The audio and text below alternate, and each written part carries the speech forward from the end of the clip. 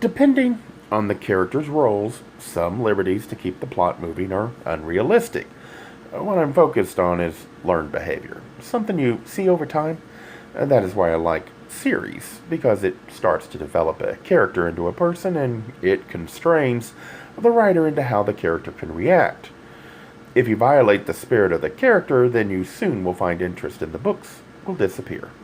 While the thoughts are inspired by the book, it does not imply the writer intended to inspire the thoughts I have. Does a person hide who they are from shame about their feelings or fear of disapproval? Back in the 1990s, LGBT groups wanted to out people because they could be good role models, or to show their hypocrisy for not supporting all things any gay person wanted, like we couldn't possibly have our own opinions. Often, the answer when asked by a reporter was a non answer. One person at my job who was religious said he must know that it is wrong or he wouldn't have a problem answering. I paraphrase this. I was just beginning coming out myself. It was right after Matthew Shepard was killed in Laramie, Wyoming.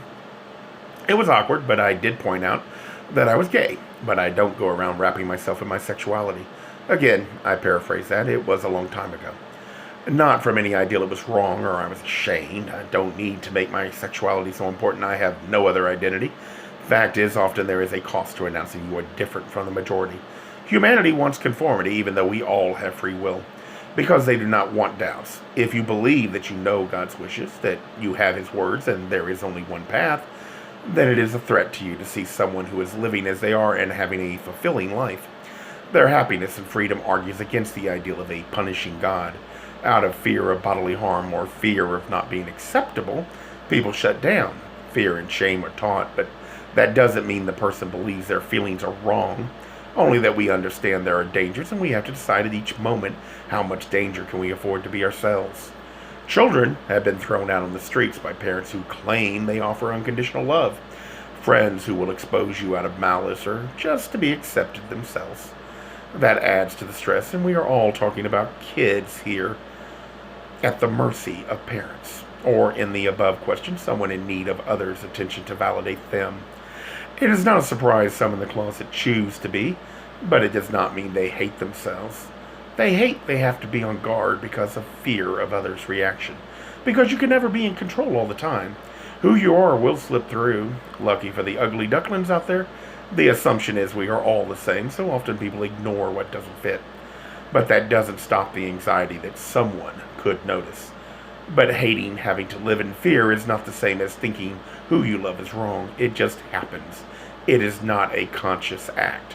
To me, it is rather narcissistic to say, love the sinner, not the sin, and then claim that because someone chooses to say no comment, it must be because they know it is wrong. While the thoughts are inspired by the book, it does not imply the writer intended to inspire the thoughts I have. The attempt is to start a discussion and get people to think about human behavior from the perspective of the closet. How this might lead to problems that make friends or partners or even business relationships difficult. I can understand why some would dismiss this effort. I find reminders in how the characters behave with memories of my own experiences and then explore that aspect. It's meant to start people to think. It is not meant to imply I am right. If you do not share the ideals with others, then how will you know if you're right? When talking, the focus should be on challenging and exposing your ideals, not in changing other opinions. That would only lead to frustration, since the only person you can change is yourself.